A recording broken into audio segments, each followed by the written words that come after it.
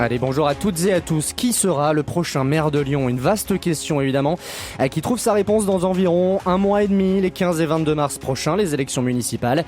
Et votre radio RCF Lyon prend le départ de cette dernière ligne droite avant le scrutin.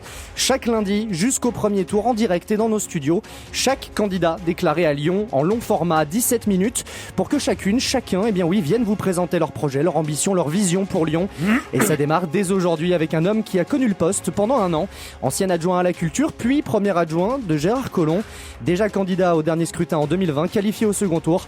Il retente une nouvelle fois sa chance et vient de nous détailler son programme ce matin. Les voix de l'actu, spécial municipal, Johan Fraisse. Et Georges Kepenekian, bonjour. Bonjour. Merci à vous d'être avec nous ce matin sur RCF Lyon. Candidat donc une nouvelle fois à la mairie de Lyon, on le disait, après avoir été adjoint, puis premier adjoint de Gérard Collomb.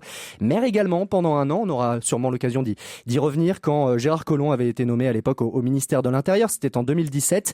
Qualifié au second tour en 2020, pourquoi vous présenter de nouveau en 2026? Question assez classique, mais question quand même. Écoutez, parce que c'est très simple. Je pense que je suis la seule alternative crédible aujourd'hui pour essayer de recréer, retrouver des responsabilités et créer le renouveau. Je suis bien entendu très lucide sur mon âge, mais je pense que c'est le moment de la transmission qui n'a pas pu se faire dans de bonnes conditions jusqu'avant. Aujourd'hui, notre ville sort d'un mandat qui a permis de faire un certain nombre de choses, mais qui a pas permis de rassembler tous les Lyonnais. Je suis aujourd'hui pour avoir une volonté de réconcilier les uns les autres et effacer les fractures qui se sont créées dans notre ville. Nous vivons de plus en plus physiquement proches, mais souvent socialement de manière très différente. Donc, prendre soin de la ville, c'est notre volonté. Vous avez décidé il y a quelques jours de changer totalement votre slogan de campagne, votre approche aussi. Fini Lyon, quelle énergie. Bonjour Kepenekian, c'est maintenant. Qu'est-ce que ça veut dire concrètement? Est-ce que vous avez le sentiment qu'il fallait du changement, un électrochoc dans votre campagne, sachant qu'aujourd'hui vous êtes crédité dans les tout derniers sondages d'intention de vote à 4%? Tout à fait.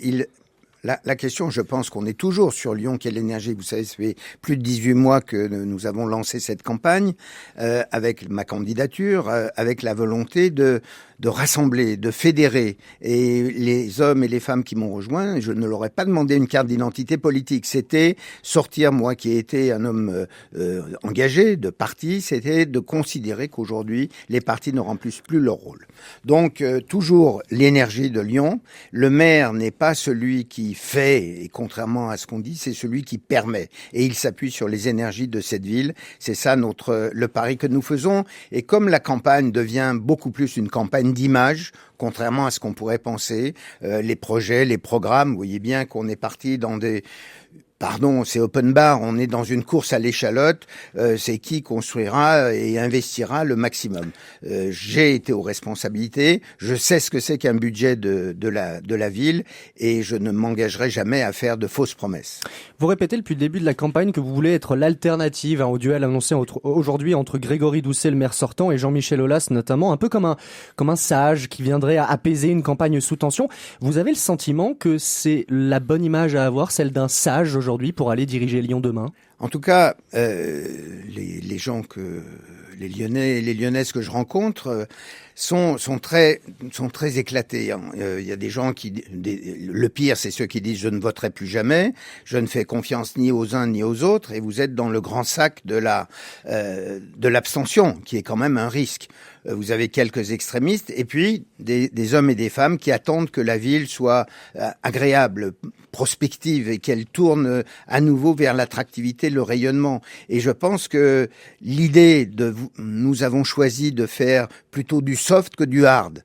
Bien sûr, tous les projets lancés peuvent être recevables, on peut avoir un intérêt, mais la question c'est la priorité aujourd'hui, c'est comment nous vivons mieux chacun. Que ceux qui travaillent à Lyon et qui peuvent pas y habiter parce que le prix est trop cher et qui sont obligés de venir en voiture parce qu'il n'y a pas toujours les transports en commun puissent trouver leur juste place.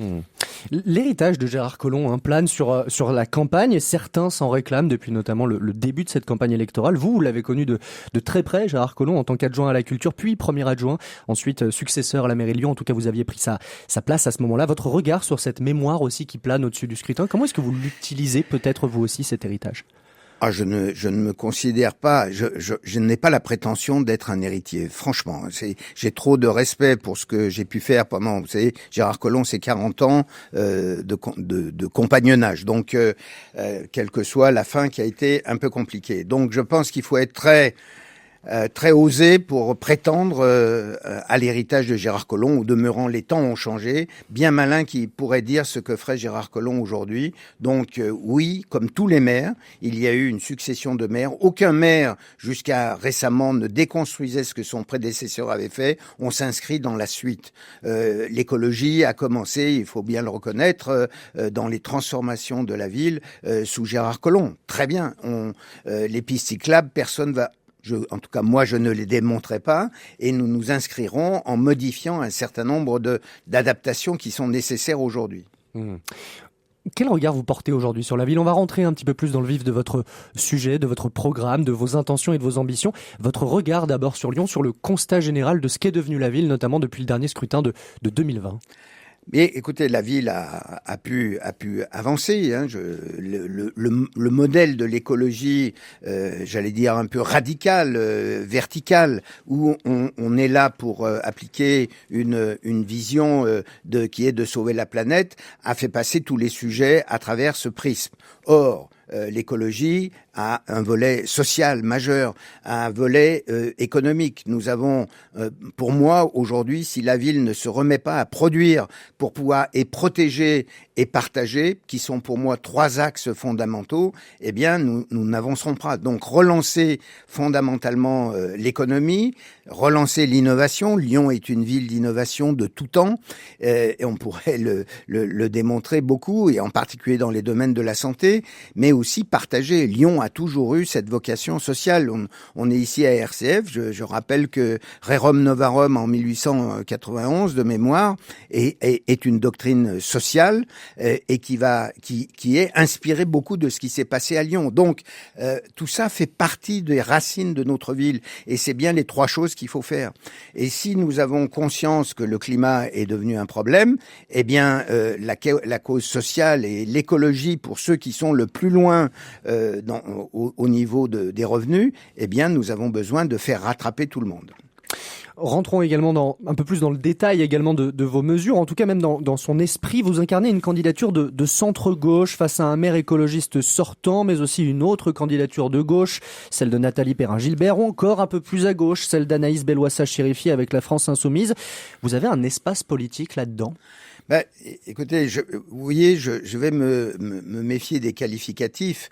Aujourd'hui, je pense que notre ville a toujours su se gérer à chasser plutôt les extrêmes. Donc, on est centre-droit, centre-gauche. En réalité, aujourd'hui, les marges peuvent être étroites, sauf avec une droite qui est plutôt revancharde. La droite n'a pas eu cette ville depuis Michel Noir. Je mets Raymond Barre comme un centriste entre parenthèses. Mais aujourd'hui, nous avons une volonté de revenir à droite. L'attelage qu'a réuni Jean-Michel Aulas autour de lui, tout en disant qu'il est de la société civile, mais il s'est appuyé sur les partis de droite et du bloc central. Plutôt de droite aujourd'hui. Je sais de quoi je parle puisque j'ai été macroniste aux côtés de Gérard Collomb en 2017. Être de gauche, c'est compliqué aujourd'hui après le passage Grégory Doucet ? C'est ça que vous me dites ? Ça a confusé beaucoup, si je peux me permettre, et que nous avons besoin aujourd'hui de réconcilier les Lyonnais et les Lyonnaises entre eux.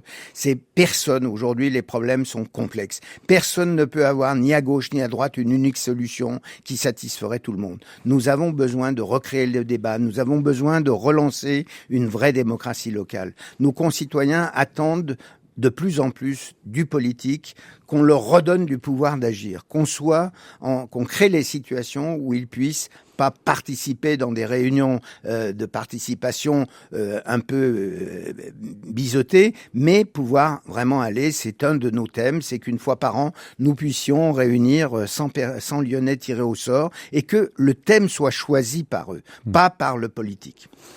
Vous dites qu'il faut prendre soin de la ville. Comment ça se concrétise concrètement? Oui, comment ça se concrétise concrètement? Oui, dans les mesures que vous proposez, quelques-unes peut-être à égrener en une minute. Mais prendre soin, c'est repérer les nœuds de difficulté. Aujourd'hui, nous avons privilégié, par exemple, de lancer un plan pour 10 000 logements pour les étudiants et jeunes actifs. Aujourd'hui, tous ces jeunes, voire des jeunes actifs, vous savez, au moment du Covid, on a parlé des métiers invisibles. Tout le monde était à la maison, sauf ceux qui devaient travailler. Jeunes infirmières, aides-soignantes, éboueurs, boulangers. Eh bien, pour tout cela, ils ne peuvent pratiquement plus se loger à Lyon. Donc, 10 000 logements étudiants. Des incubateurs dans les quartiers pour relancer l'économie et l'activité et encore une fois l'innovation. La santé, vous le savez bien, est un problème. Trouver un médecin généraliste est un sujet. Quoi qu'on fasse, on ne trouvera pas. Les médecins, le numerus clausus est en retard et nous aurons besoin d'une dizaine d'années pour compenser cela. Mais donc, on peut passer un vrai contrat avec les médecins généralistes, les prendre en charge. La sécurité, si je prends un autre exemple, eh bien, c'est pas seulement de faire la course au nombre de policiers qui n'existent pas sur le terrain. Aujourd'hui, on peut dire 500 et 1000, mais ils n'existent pas. Je vous le dis, de pratique personnelle en tant qu'élu. Donc, c'est comment on garde, on fidélise, on se préoccupe de ce métier pour qu'il soit pas sous le coup des difficultés au quotidien. Voilà quelques exemples, mais sur la culture, j'ai lancé l'idée d'une maison des cultures du monde. Pas une maison physique, mais que l'on soit capable de relancer la créativité dans notre ville en montrant ce qui a toujours été Lyon, une ville hospitalière, une ville d'accueil et une ville qui permette justement cette mixité et des pratiques et des arts. Nous avons des écoles d'art à Lyon, nous avons une école de théâtre, le CNSMD, le conservatoire de rayonnement régional et l'école des beaux-arts. Tous ces étudiants qui sortent ont envie d'abord de travailler à Lyon. Donc nous devons recréer les conditions de l'émergence. Et puis évidemment, pour notre média, mais aussi pour une ville comme Lyon, il y a une spécificité, évidemment, celle de la place des différentes communautés religieuses dans la cité. Prendre soin de Lyon, c'est aussi prendre soin d'eux, si on veut être maire de Lyon demain. Quel est votre regard sur ce caractère propre lyonnais, si on peut le dire ainsi ? Eh bien, il y a un caractère dans l'histoire lyonnaise. Vous savez, j'aime rappeler que le 8 décembre 1852, quand les Lyonnais montent à Fourvière pour déposer la statue de la Vierge, 4 jours après, le 12 décembre, accoste à Lyon l'émir Abdelkader. Et le cardinal de Bonald, qui est à ce moment-là cardinal, va accueillir avec quelques milliers de Lyonnais cet émir, grand musulman, qui a participé à sauver des chrétiens. Donc Lyon est une ville de tolérance. Nous avions créé, Gérard Collomb avait créé ce rassemblement une fois par an, Concorde et Solidarité, qui permettait à tous les représentants des religions lyonnaises de se retrouver. Ça avait permis en 2015 de faire des communiqués communs extrêmement importants au moment des attentats. Je pense que la laïcité, à laquelle évidemment je suis attaché, est importante, mais la laïcité, et pas ici que je vais le dire, n'est pas contre les religions. Elle sépare l'espace public de l'espace privé. Mais les religions sont là et nous avons besoin d'être en concorde avec toutes les religions, que chacun se sente libre dans cette ville. La question du vœu des échevins, vous parliez de laïcité, ça a été le point notamment soulevé par le maire écologiste sortant, aujourd'hui Grégory Doucet, qui se refuse aujourd'hui et qui s'est refusé tout au long de son mandat à remettre cet écu d'or à l'archevêque lyonnais, Monseigneur Olivier de Germay, en tout cas pour cette fin de mandature. Pour vous, la question du vœu des échevins, vous avez quelle position notamment là-dessus ? La laïcité, oui, mais jusqu'à là-bas ? Non, l'événement pour moi est entré dans l'histoire. Elle est culturelle beaucoup plus que cultuelle. On peut parfaitement assister. Tous les présidents de la République peuvent assister à une grande messe à l'occasion d'un événement ou du décès d'un autre chef d'État. Il suffit de respecter un certain nombre de codes pour garder sa neutralité. Je pense que le vœu des échevins 1643 à Lyon, le représentant les échevins décident, parce que Marie a protégé Lyon de la peste, qui n'était probablement pas la peste à ce moment-là, peu importe, mais voilà, on est entré là. Fourvière, c'est 2 millions de visiteurs. L'histoire du catholicisme social est née dans cette ville. On ne peut plus diviser, séparer les choses de cette manière. Donc expliquons. J'y serais bien, j'y ai été, effectivement, puisque pendant maintenant, oui, mon temps de mairie m'a amené à faire deux vœux des échevins, puisque c'était de juillet à novembre. Donc oui, j'y serai dans le respect de cette tradition. Une trentaine de secondes encore, Georges Képénékian avec nous.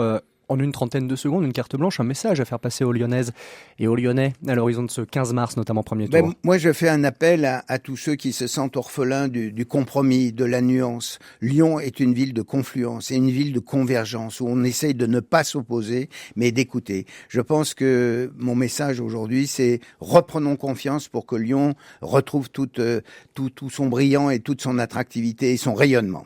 Eh bien voilà, Georges Képénékian, merci d'avoir été avec nous ce matin, je le rappelle. Candidat évidemment à la mairie de Lyon, les 15 et 22 mars prochains, c'est pour ça que vous êtes là avec nous ce matin. Cette candidature Képénékian, c'est maintenant que nous venons de détailler ensemble votre vision pour Lyon à l'approche de ces élections municipales. Merci à vous d'avoir ouvert le bal, notamment de ces longs entretiens. Merci à vous. Merci à vous.